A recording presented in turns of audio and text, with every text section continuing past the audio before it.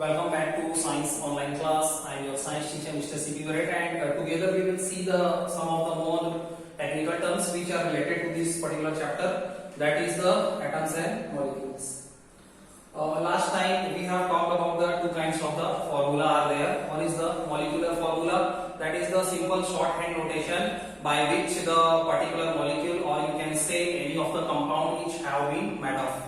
कोई भी कंपाउंड जो एलिमेंट से बना होता है उसको सम एलिमेंट्स के एटॉमिक सिंबल्स के रूप में रिप्रेजेंट करना शॉर्टकट में, शॉर्ट फॉर्म में, that is known as a molecular formula. Same way on the other side we have talked about the empirical formula.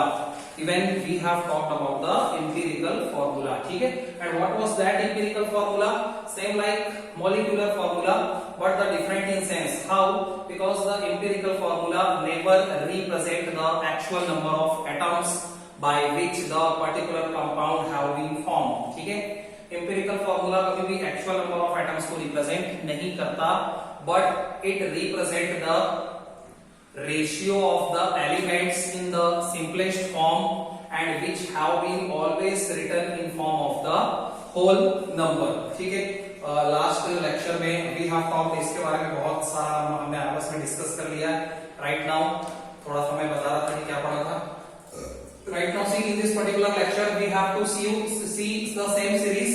देखते जाओ क्या है, molecules of an element which form the networks. फिर से हम लोग उसी के बारे में बात कर रहे हैं.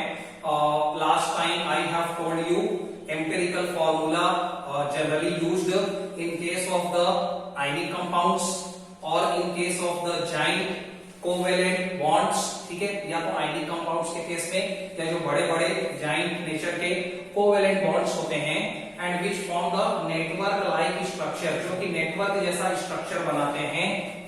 आप ये नहीं बोल सकते कि ये इसका शॉर्टकट फॉर्म है.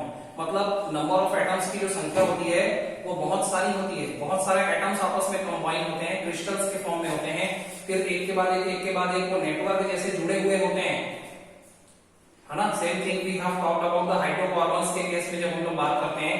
आपने कभी ग्लूकोज का फॉर्मूला देखा? C6H12O6, कार्बन के 6, हाइड्रोजन के 12, ऑक्सीजन के 6, नंबर ऑफ एटम्स जुड़े हुए हैं. तो इस तरीके की जब सीरीज बनती है उस टाइम पे ये एम्पिरिकल फॉर्मूला यूज में आता है.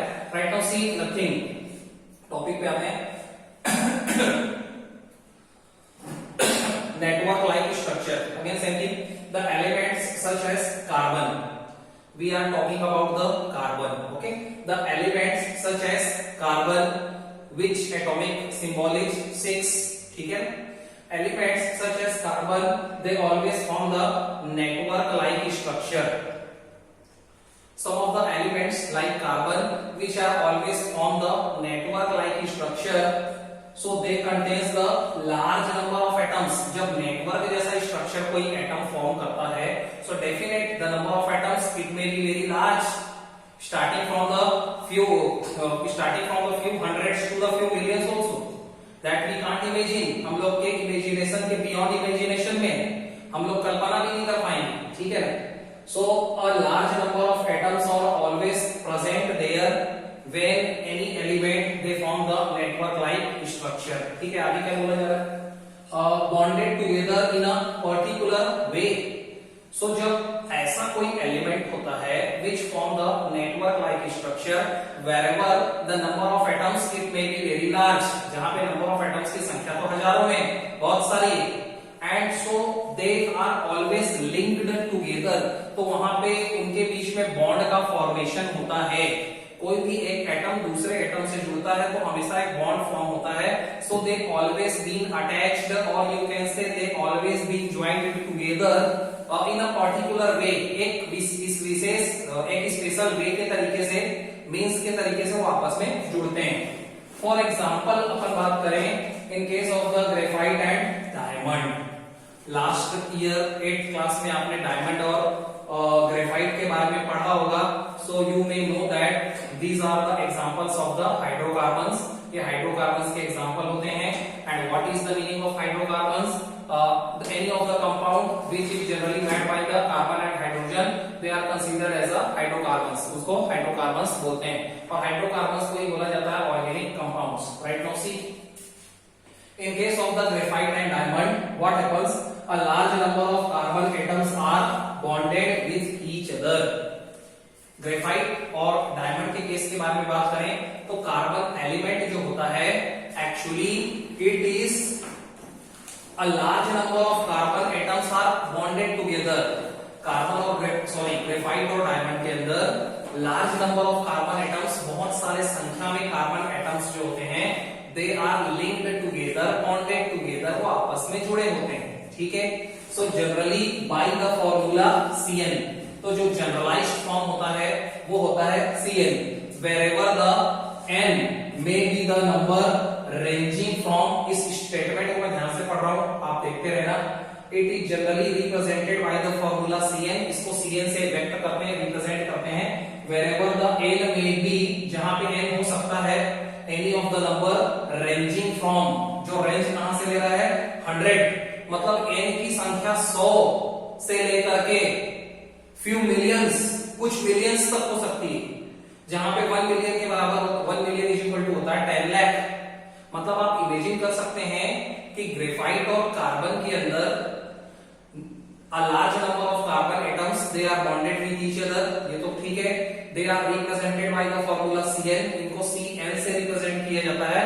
wherever, जहां पे n की जो रेंज है, नंबर ऑफ एटम्स जो है कार्बन के, उसकी संख्या कितनी हो सकती है, starting from the few hundred, कुछ हंड्रेड से लेकर के टू द फ्यू मिलियंस, कुछ मिलियंस तक जा सकते हैं हम लोग. wherever 1 million is equal to 10 lakh.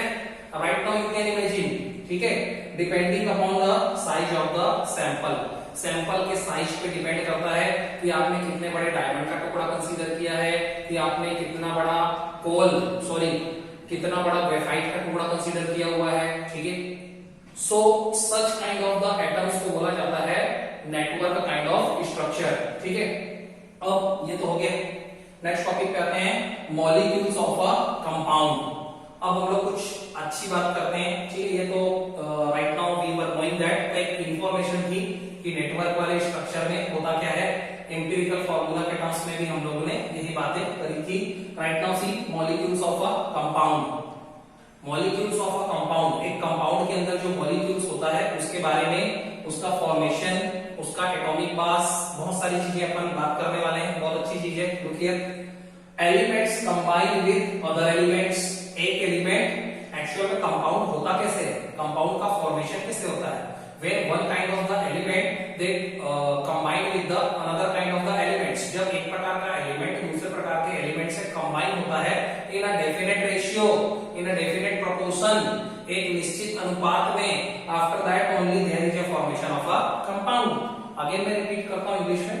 elements combine with the another kind of the elements in the definite ratio, or you can say in a definite proportion to form the compound. Compound के formation के लिए elements के बीच एक definite ratio होना जरूरी है, एक definite proportion होना नेसेसरी.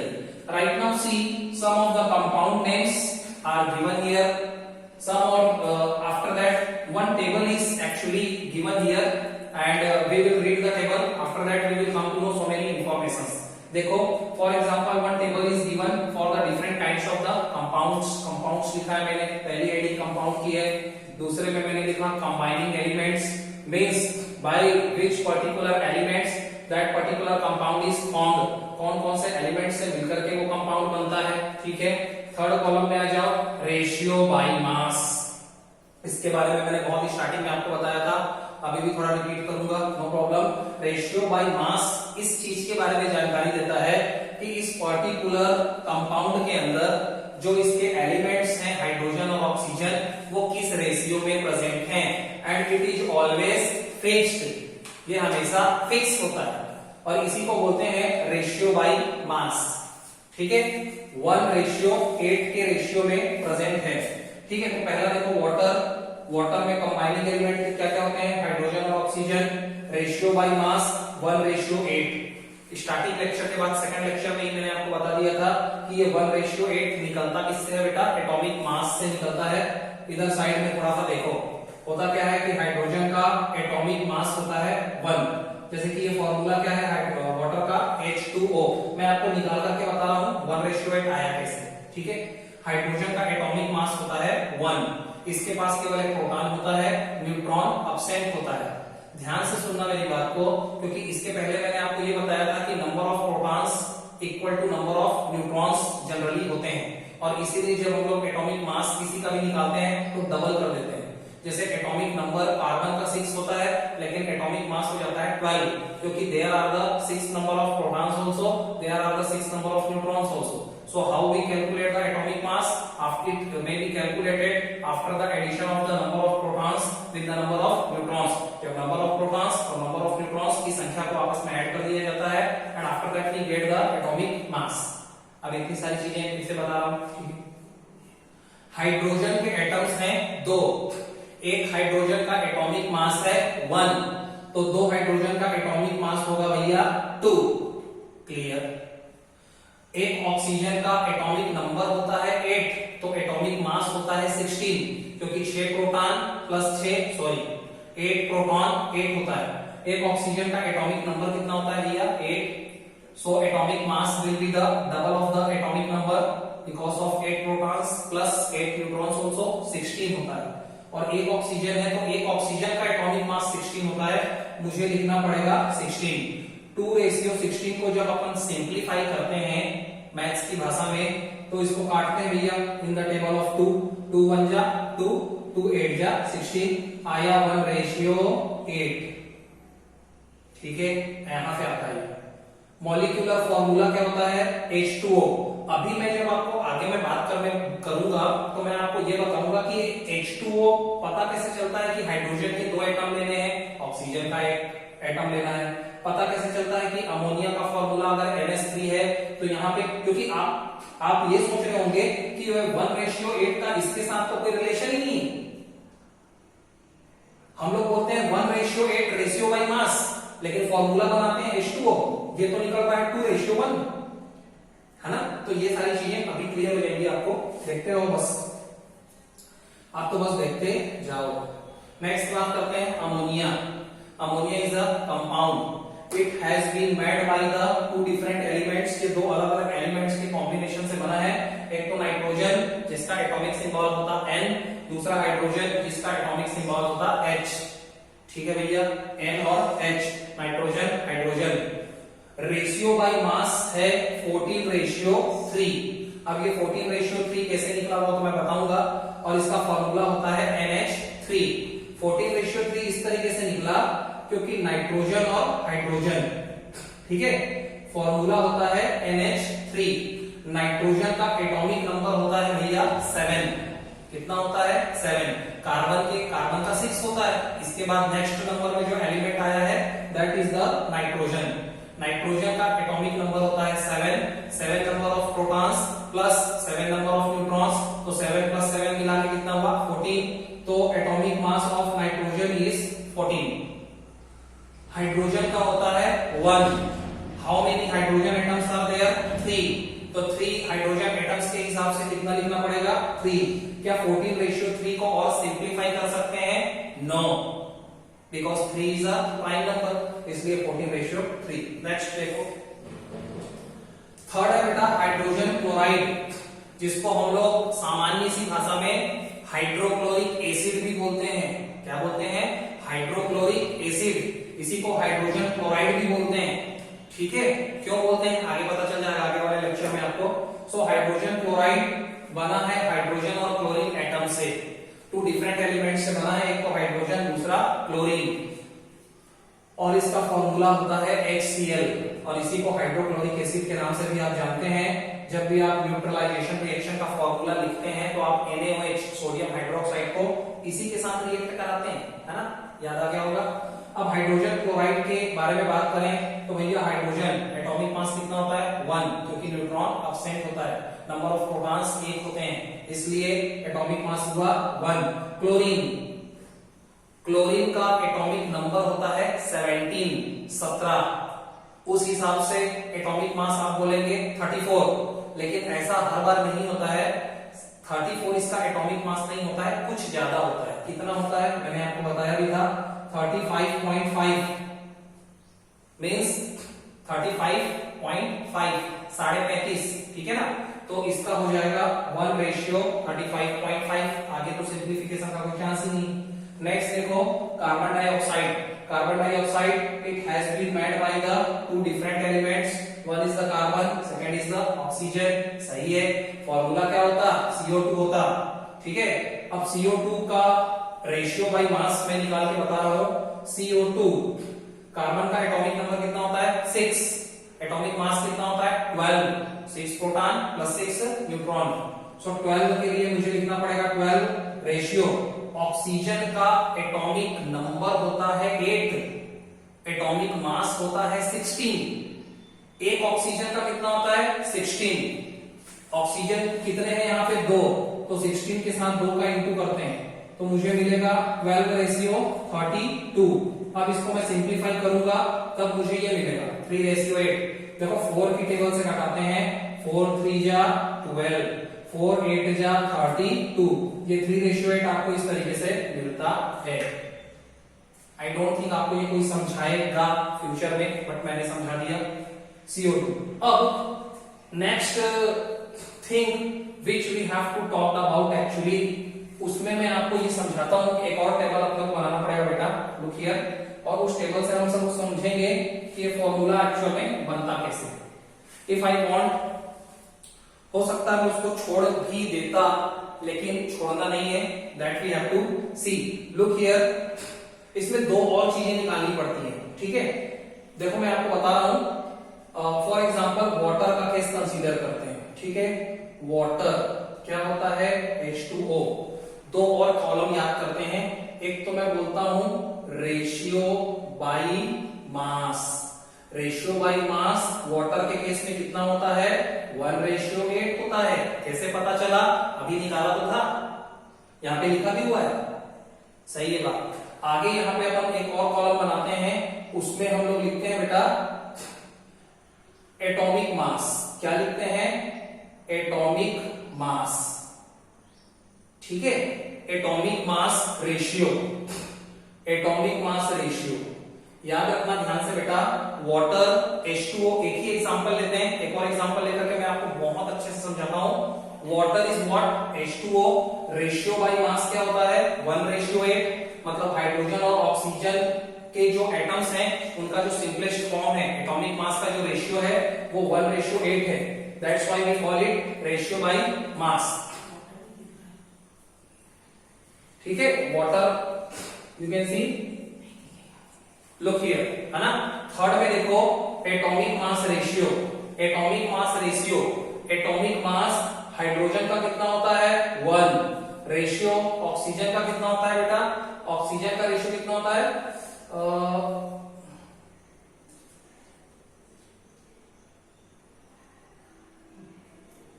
ऑक्सीजन का कितना होता है? हाइड्रोजन का होता है 1। ठीक है। अपने को यहाँ पे 2 नहीं लिखना, केवल हाइड्रोजन और ऑक्सीजन लिखा हुआ है। ठीक है। हाइड्रोजन का कितना होता है बेटा? हाइड्रोजन के 2 के हिसाब से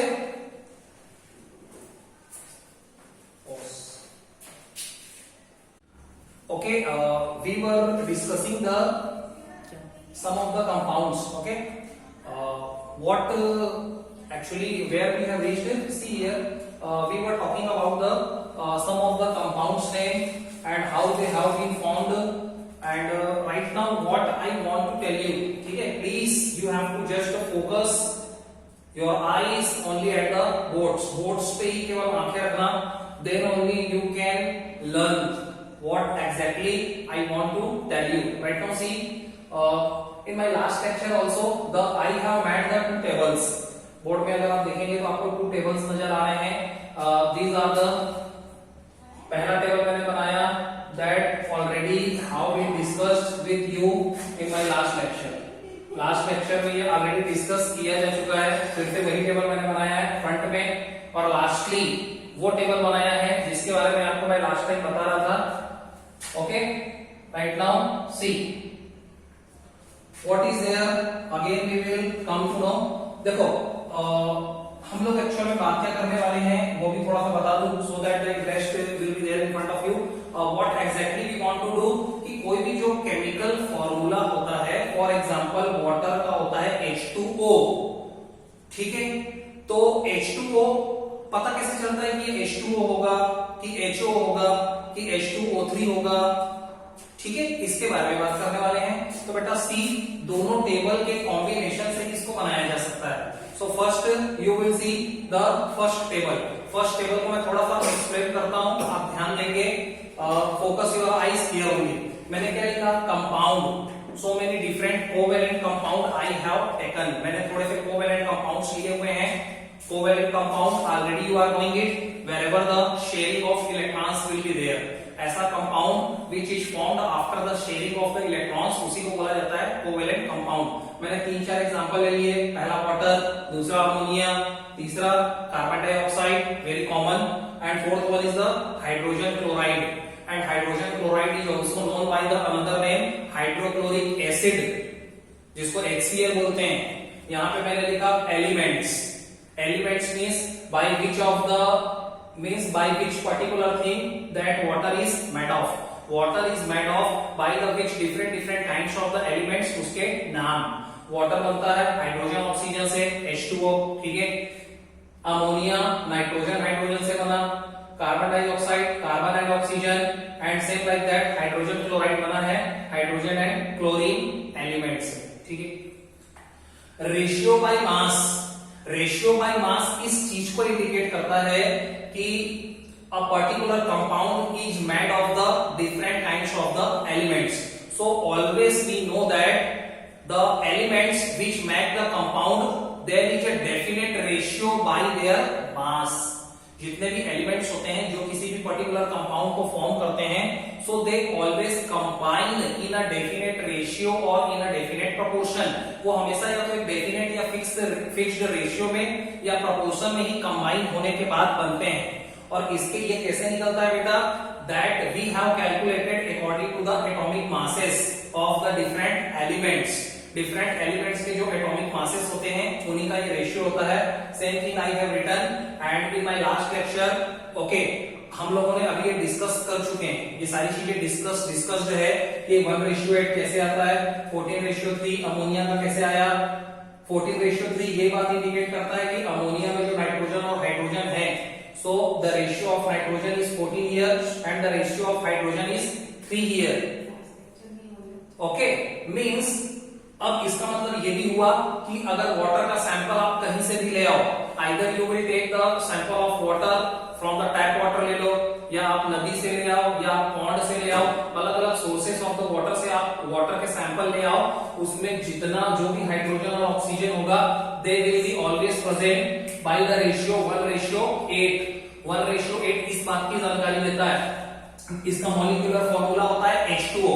यही चीज आपको मैं समझाने वाला हूं कि 1:8 तो होता है रेशियो बाय मास, लेकिन इसका केमिकल फॉर्मूला जो होता है, जिसको हम लोग मॉलिक्यूल्स के टर्म में मॉलिक्यूलर फॉर्मूला बोल रहे हैं, वो होता है H2O।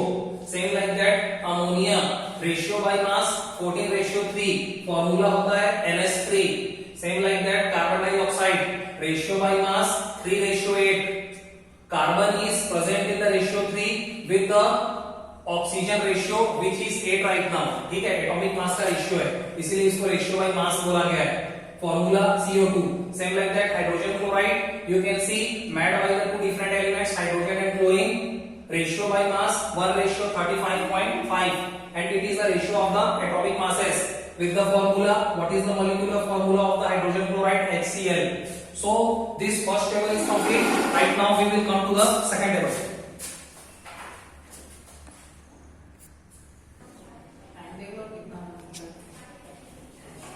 okay, coming to the second table, this is our second table, look here, second table see। अब इस second table that is a very important for all of us. Second table से ही अपने को पता चलने वाला बेटा कि how the formula of water is written H2O।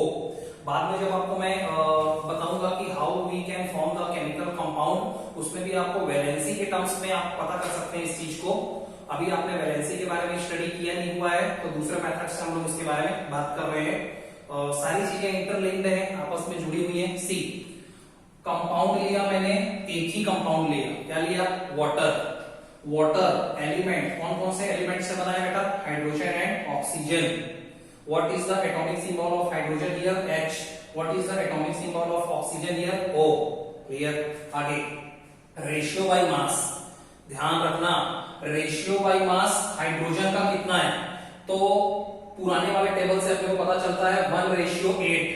1:8 indicate करता है हाइड्रोजन का रेशियो है 1 और जो सेकंड एलिमेंट है ऑक्सीजन उसका रेशियो 8 है. तो रेशियो बाय मास हाइड्रोजन के लिए मैंने लिखा 1, ऑक्सीजन के लिए मैंने लिखा 8. क्लियर? आगे ये बहुत इंपॉर्टेंट है, एटॉमिक मास. एटॉमिक मास कैसे निकालते हैं बेटा? Number of protons plus number of neutrons. सही है. उस हिसाब से हाइड्रोजन का एटॉमिक मास कितना? 1 ही होता है in the absence of the neutrons, because the hydrogen element does not contain any kind of the neutrons होते नहीं है, इसलिए तो हाइड्रोजन का एटॉमिक मास भी 1 होता है, एटॉमिक नंबर भी 1 होता है, only because of the protons. दूसरी बात ऑक्सीजन, सॉरी ऑक्सीजन का कितना होता है? 16. ऑक्सीजन का कितना होता है? 16. Because of 8 proton and 8 neutron double हो जाता है बेटा 16. अगली कॉलम की तरफ बढ़ो, यही इंपॉर्टेंट है, बहुत सारे लोगों को समझ में नहीं आएगा, इसलिए प्लीज. मैंने क्या लिखा? Mass upon atomic mass. Mass ratio by mass upon atomic mass. So ये मास इसका 1 था, एटॉमिक मास 1 था, तो 1/1. किसके केस के लिए? हाइड्रोजन के केस के लिए. फिर से देखना 1/1 for the case of the hydrogen. Second times we are going to talk about the oxygen. Oxygen के बारे में बात करने वाले हैं. रेशियो बाय मास कितना? 8. सही. एटॉमिक मास कितना होता है? 16 होता है, अभी डिस्कस किया. So mass upon atomic mass, mass upon atomic mass, so 8/16. Solve करते हैं. 8 1 जा 8, 8 2 जा 16. Finally we will get 1/2. 1/2. अब simplest ratio, that is the very important column here. Simplest ratio will indicate us how many number of atoms we have to take for the hydrogen, also for the oxygen. Simplest ratio ही अपने को ये बात बताने वाला है कि hydrogen के कितने एटम्स लेने हैं और ऑक्सीजन के कितने एटम्स लेने हैं for making the compound water. सही. सिंपलेस्ट रेशियो का मतलब ये, हाइड्रोजन का कितना निकला? 1/1. फिर मैंने यहाँ पे रेशियो का साइन लगा दिया. और बेटा ऑक्सीजन का कितना निकला? 1/2. सो 1/1 रेशियो 1/2. अब इसको मैं थोड़ा सा सिंप्लीफाई करता हूँ in form of the mathematics. Mathematics में आपने रेशियो पढ़ा होगा, तो इसको मेरे को सिंगल रेशियो के टर्म में कन्वर्ट करना है. तो नीचे ये क्या है बेटा? अभी फ्रैक्शन के रूप में 1/1 और 1/2 किसके रूप में है? फ्रैक्शंस के रूप में. तो फ्रैक्शन को एक सिंगल रेशियो में कन्वर्ट करने का क्या मेथड है? डिनोमिनेटर्स को देखते हैं 1 और 2. एलसीएम कितना आएगा 1 और 2 का? 2. तो सिंपलेस्ट रेशियो में कन्वर्ट करने के लिए दोनों रेशियो को किससे इंटू करते हैं? 2 से, क्योंकि अपना ओवरऑल कॉन्सेंट्रेशन ये होता है कि अपॉन में 2 को हटाना, रिमूव करना. ठीक है, तो 2 से इंटू करते हैं. 2 से अगर मैं 1 को इंटू करूंगा तो वो तो 2 बनेगा, और जब 2 को मैं 1/2 से इंटू करूंगा 2 and 2 will be cancel out और मेरे को मिलेगा 1. तो मुझे सिंपलेस्ट रेशियो मिला 2:1. ये इंपॉर्टेंट है. Simplest ratio I will get 2:1, और 2:1 से ही मुझे ये बात पता चल जाती है कि वाटर बना किससे है? हाइड्रोजन और ऑक्सीजन से. और मुझे सिंपलेस्ट रेशियो कितना मिला? 2:1. मतलब 2 जो है हाइड्रोजन के एटम्स होंगे, हाइड्रोजन के 2 एटम्स लेने पड़ेंगे, और ऑक्सीजन का एटम्स लेना पड़ेगा 1. इससे ये बात पता चलती है कि H का लेना है 2 एटम्स तो H2, ऑक्सीजन का लेना है 1 एटम्स तो ओनली O, और 1 लिखने की कोई जरूरत नहीं. Meaning is that H2O that is the formula for water. दूसरा, बहुत जल्दी हम लोग दूसरा एक्सपेरिमेंट करने वाले हैं. Look here. The second compound I am taken carbon dioxide. Look here again. What is the elements? Elements are carbon. What is the atomic symbol here of carbon? C. And the another atom, that is the oxygen. What is the atomic symbol of oxygen here? O. Same thing I am doing that I have done in case of the water. Water के case में जो भी चीजें अपन ने process करा था same करना है। अब आप मेरी हेल्प करोगे और सोचना स्टार्ट करो, है ना। You have to think in advance. ध्यान देना, ratio by mass, ratio by mass ये आपको मालूम होना चाहिए, तभी आप ये काम कर पाओगे। रेशियो बाय मास के लिए ही मैंने ये पहला वाला कॉलम यहाँ पे बना रखा है, so that directly you can see from here and directly we can copy and paste here. But आपको याद भी रखना है कार्बन डाइऑक्साइड का होता है 3:8, मतलब कार्बन का रेशियो बाय मास निकलता है 3।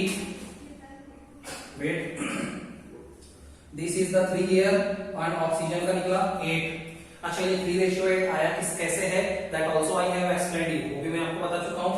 अब देखो 3:8 आया, एटॉमिक मास कार्बन का कितना होता है, तो कार्बन का एटॉमिक नंबर होता है बेटा 6, कार्बन का एटॉमिक नंबर होता है 6।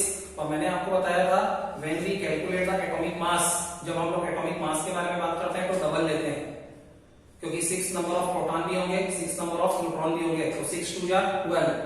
एटॉमिक मास कार्बन का कितना निकला 12। तो मुझे यहाँ पे नेक्स्ट कॉलम में क्या निकालना है, मास अपॉन एटॉमिक मास। मास कितना निकला 3, एटॉमिक मास कितना निकला 12।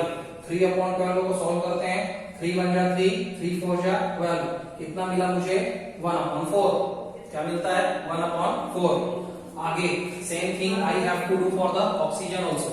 ऑक्सीजन के केस में रेशियो बाय मास तो मालूम है टेबल से 8। What is the atomic mass of oxygen, तो ऑक्सीजन का एटॉमिक नंबर होता है भैया 8 नंबर ऑफ प्रोटॉन्स की वजह से ऑक्सीजन का एटॉमिक नंबर होता है 8। डबल करना है because atomic mass equal to number of protons plus number of neutrons. 8 + 8 16। Here I have to write down 16। Again next column मेरे को निकालना है मास अपॉन एटॉमिक मास।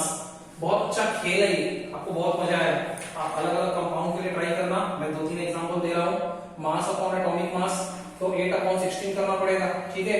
सॉल्व करते हैं, 8 1 जा 8, 8 2 जा 16, मिला कितना 1 अपॉन 2। अब next column that is the simplest ratio, very very important for all of अस। ध्यान देना, मैं यहाँ पे लिखूंगा सिंपलेस्ट रेशियो कार्बन के लिए कितना आया 1 अपॉन 4। फिर ratio that is the sign of the ratio and after that 1 upon 2 and that 1 upon 2 is for the oxygen. Clear है। अब इसको मेरे को थोड़ा सा सॉल्व करना है, ये फ्रैक्शन के फॉर्म में है, इसको मेरे को सिंगल डिजिट के फॉर्म में कन्वर्ट करना है। तो नीचे देखते हैं डिनोमिनेटर्स क्या है, बड़ा डिनोमिनेटर है 4, तो 4 से इंटू कर दो, यही नियम है। 4 से इंटू करते ही क्या मिलेगा 4 × 1 अपॉन 4, रेशियो की जगह रेशियो एंड 4 × 1 अपॉन 2। बहुत सारे बच्चे सोच रहे होंगे कि ऐसा मैं क्यों कर रहा हूं, ठीक है। तो होता क्या है कि एक नियम है, मेथड है कि किसी भी रेशियो को रिजॉल्व करने के लिए उसके डिनोमिनेटर से दोनों को इंटू कर सकते हैं। Same like that in the equation के केस में जैसे सेम चीज को कहीं पर भी ऐड किया जा सकता है, सेम डिजिट को दोनों तरफ ऐड कर सकते हैं। सेम लाइक दैट रेशियो के टर्म्स में सेम थिंग्स का कहीं पे भी इंटू भी हो सकता है, डिवीजन भी हो सकता है। सॉल्व करते ही मिला 4 से 4 कटा, 2 1 जा 2, 2 2 जा 4, तो मुझे यहाँ पे मिला भैया 1 रेशियो और यहाँ पे मिला 2 1 जा 2, मुझे मिला 1:2। And right now we should be very much happy. अब कार्बन डाइऑक्साइड के बारे में बात करूं तो बना किससे है, कार्बन एंड ऑक्सीजन से, और रेशियो कितना निकला 1:2। इससे ये बात कंफर्मेशन मिलता है अपने को कि कार्बन के how many number of atoms लेने हैं 1, ऑक्सीजन के how many number of atoms लेने हैं 2, क्योंकि इसका रेशियो 2 निकला। तो इसीलिए हम लोग कार्बन डाइऑक्साइड को लिखते हैं CO2। One more example I can take. Let me see the time.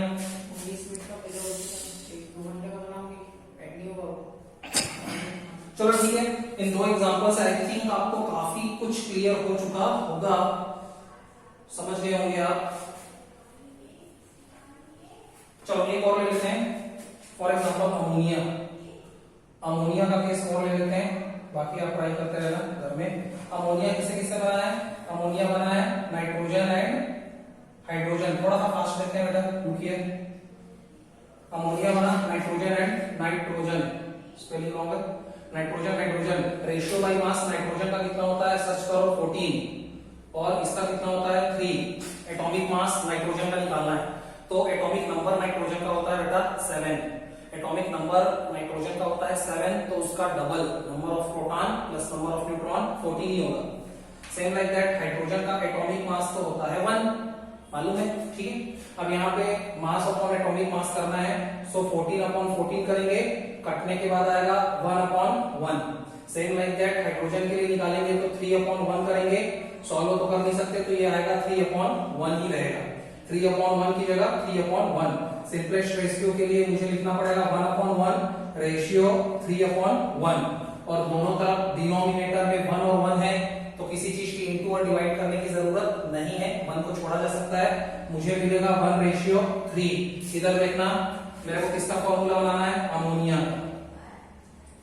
Ammonia किससे बना, नाइट्रोजन एंड हाइड्रोजन से। रेशियो मिलता 1 ratio 3। It indicates me I have to take 1 atom of nitrogen with the 3 atoms of hydrogen. So N1 लेना है तो N और H3 लेना है NH3. That is the formula of the ammonia. जो अपने को डायरेक्ट पता होता है क्योंकि हम लोग उसको याद कर चुके होते हैं। इस तरीके से भी निकाला जा सकता है। Next time we will talk about the some new things. Till then all the best. Thank you so much.